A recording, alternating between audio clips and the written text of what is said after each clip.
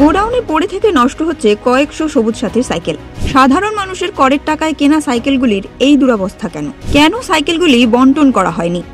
মুখ্যমন্ত্রী মমতা বন্দ্যোপাধ্যায়ের স্বপ্নের প্রকল্প সবুজ সাথীর কয়েকশো সাইকেল পড়ে থেকে নষ্ট হচ্ছে ব্লক অফিসেই। পুরুলিয়ার 1 নম্বর ব্লকের একটি বিল্ডিং এ গেলে দেখা যাবে সাইকেলগুলির জরাজীর্ণ অবস্থা।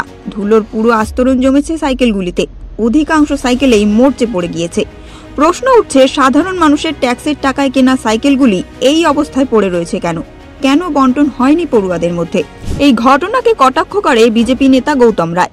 বিভিন্ন স্টোরে এই সাইকেলগুলো পচে নষ্ট হচ্ছে, মানে পাবলিকের টাকা, ট্যাক্সের টাকায় দিদিমণি এইসব সাইকেলগুলো দান খয়রাতি করেন, আর এই সাইকেলগুলো যারা নেয় না সেগুলো এইভাবে এক একটা জায়গায় নষ্ট হচ্ছে।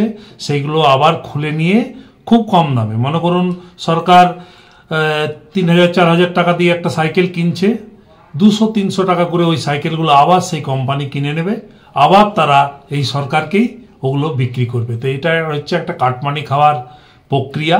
এটাতে প্রশাসনিক লোক থেকে তৃণমূল কংগ্রেস সবাই যুক্ত আছে। এরা একে অপরের পরিপূরক হয়ে এইভাবে গভর্নমেন্টের টাকা নয়ছয় করছে। কি বললেন তৃণমূল নেতা নিবেদিতা মাহাতো?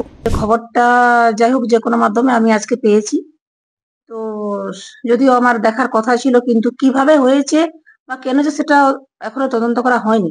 আর যেটা খবর আছে যে এই সাইকেলগুলো মনে হয় এই বছরের নয়, মানে প্রায় করোনা পিরিয়ডের আগের প্রায় 4 থেকে 5 বছর আগের এই সাইকেলগুলো স্টক আছে। এবং যেটা রিপোর্ট আছে যে কোনো স্কুলের, মানে ওই পুরুলিয়া 1 নম্বর ব্লকের অন্তর্গত কোনো স্কুলের এমন কোনো যোগ্য স্টুডেন্ট নেই যে যারা কিন্তু সাইকেল পায়নি। অর্থাৎ মানে হচ্ছে যে এগুলো হয়তো কিছু এক্সট্রা সাইকেল ছিল, সেটা মানে করোনার আগের পিরিয়ডে, তখন হয়তো এটা দেওয়া হয়নি, মানে করোনার জন্য বা কিছুর জন্য, সেটা আমার ঠিক পরিষ্কার ভাবে জানা নেই। মুখ্যমন্ত্রীর ঘোষণা মতো 2015 সাল থেকে সবুজ সাথী প্রকল্পে সাইকেল বিলি চালু হয়।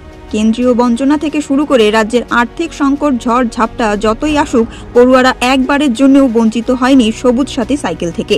এরপরেও কেন পড়ে পড়ে নষ্ট হচ্ছে সাইকেলগুলি? এখন সেই প্রশ্নই করছেন সাধারণ মানুষ।